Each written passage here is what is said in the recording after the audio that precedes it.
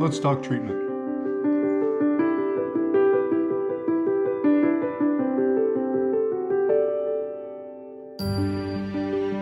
This is my consent to treatment. I have to have some things done first. I have to have a echocardiogram done on my heart, and then I have to have a port put in. You know what a port is? It's a thing that they stick in your arm or chest where it's like a permanent IV or semi-permanent IV. So that way they don't have to poke me every time with the needle, and which is what I've been doing up to this point, and that's getting old. My veins are getting tired. I'm getting tired. Anyway, treatment plan. All right. So I have PTCL, which is peripheral T-cell lymphoma, which is what the angioimmunoblastic T-cell lymphoma is. They have treatments that are designed just for T-cell lymphoma. That's my goal. That's where I was headed. So let me give you a little background. Last Saturday, November the 9th, I was going to have a immunoglobulin treatment done at the hospital. I check in, get it done, go home. That was the whole plan. That was the way things were supposed to work. Let me tell you what happened. I went to Cheyenne Regional at 7:30 in the morning. I checked in. They took me up to my room. I got in the room, and nothing happened. There was no orders. Nothing was signed. Something was wrong.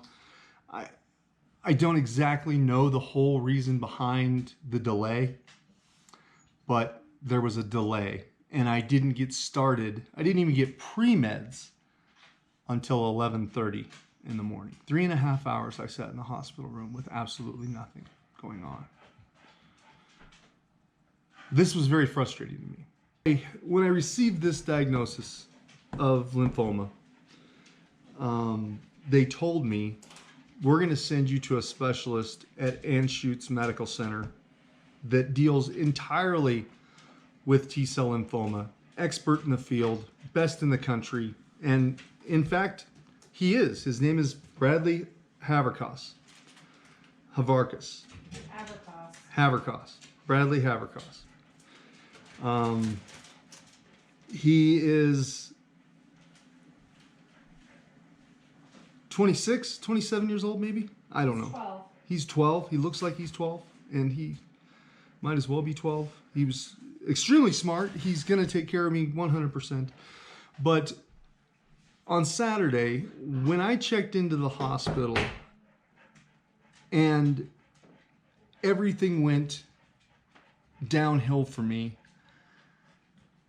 I realized something. I realized that I need to be a different person.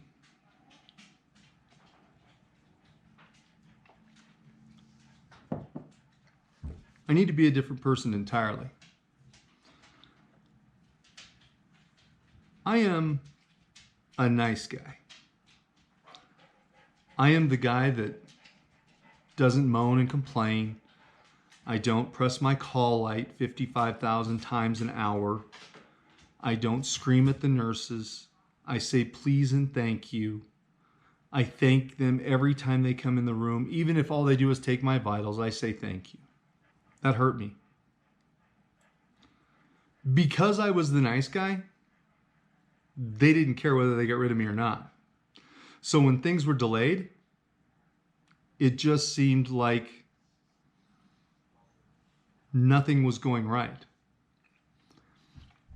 I started to have this horrible anxiety come over me at about 4:30 or 5 o'clock on Saturday when I was getting the infusion for the immunoglobulins.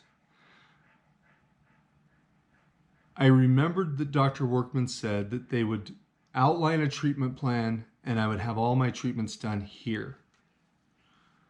And I started to think to myself, you can't get it right across the street. How am I supposed to put my faith in you getting this right 100 miles away? All right. So, back to the story at hand. I'll be one of 24 people that participates in this study to see how Navibulab acts with the first line treatment of peripheral T-cell lymphoma. A couple of things I have to do prior to getting all this business going. I have to take a pregnancy test. CBC, comprehensive metabolic panel. I have to do a blood clotting test, whatever that means. Thyroid function test and a creatine clearance. And I have to be tested for HIV, and I have to have a urinalysis. So everything seems like it's right on par.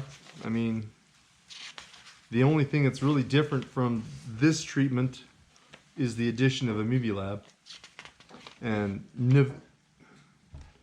Nivolumab.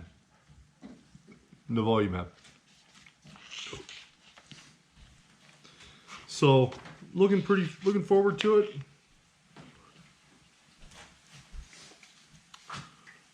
A lot of fatigue, side effects.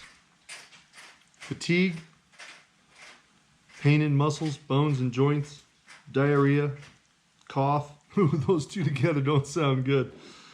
Constipation,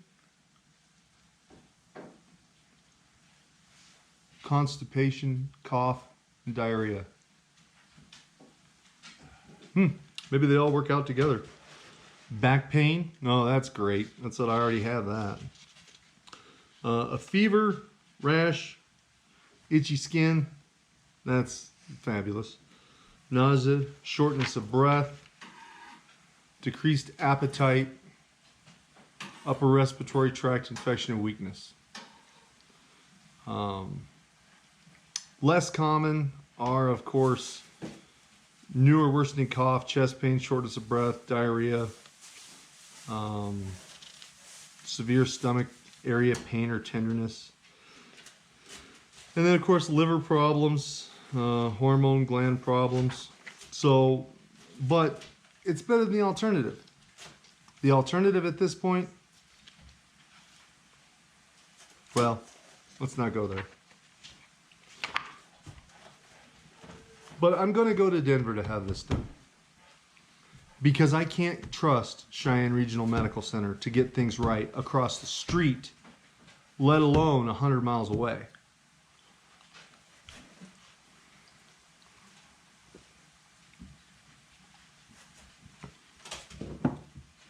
I'm very happy about where I'm at with this. Very happy. I feel good about how this is going to work. It's going to be very difficult. I know that already. I knew it kind of going in, that this is not going to be easy. But, for example, it's 5 days in the hospital in Denver. It's not like I'm just across town and you can come home and brush your teeth and take a shower. This is a whole different ball game. This will be me in the hospital in Denver for 5 days. It's gonna be hard on my family, and I know that. They're all willing to stand up, do whatever they have to do to make it work, which I really appreciate. I couldn't get through any of this if it wasn't without the support of my family and fantastic friends that I have.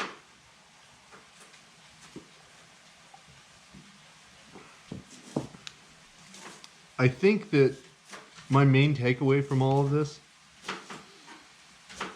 is that at this point, I feel really good about where my treatment is, about where I'm going, what's going to happen, what happens next. I feel good about everything that's going to go on.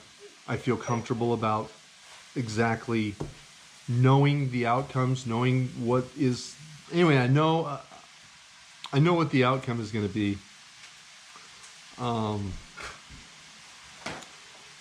know it's chemotherapy. I know it's not a pleasant thing. I know there's, of course, loss of appetite and all of those stuff. But the support network I have is phenomenal. I had a friend, Dustin Reagan. He's a state trooper here in Wyoming. He started a GoFundMe. Every penny helps. I'll put a link in the description below. If you can, I'd appreciate it. If you don't want to, I completely understand. It's not. I just want you to know. I just want everybody to know how much I appreciate the outpouring of support, the prayers, the cards, the love that I have for each of you is beyond compare.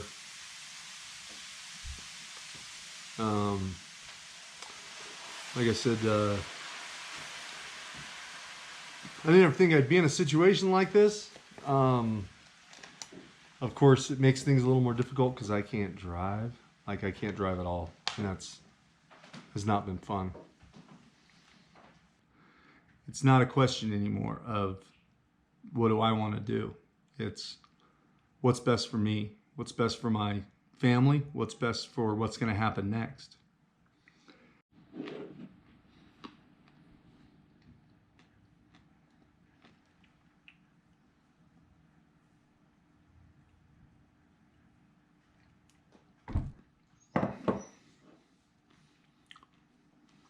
Oh, great. Something I can help you with? Hey, I'm trying to shoot a YouTube video here. All right. See you later. All right, here we go. So I have a form of PTCL, which is a peripheral T-cell lymphoma. That's what the angioblastic immunoblastic, oh frick, what the frick? I love leftover popcorn. It's delicious. Oh. Ugh. Excuse me. Outtake number 1. I'm supposed to put my faith in you getting this right 100 miles away.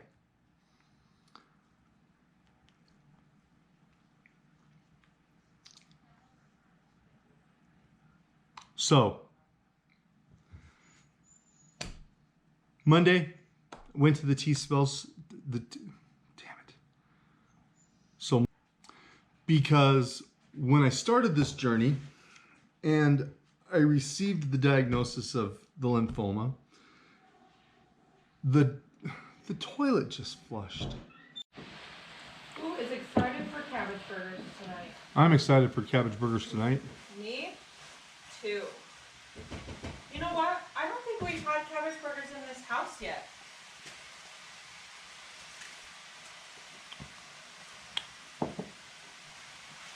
That's weird. I definitely think we've had cabbage burgers. Yeah, we have.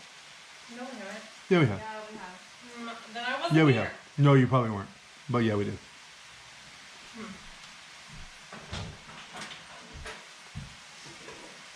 How's the Disney Plus? Yeah. What are you watching? The Simpsons movie. Oh, What do you want? good choice.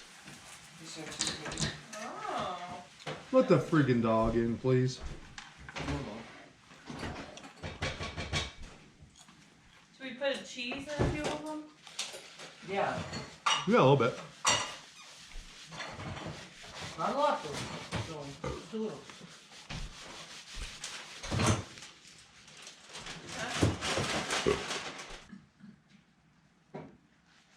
Nice burp.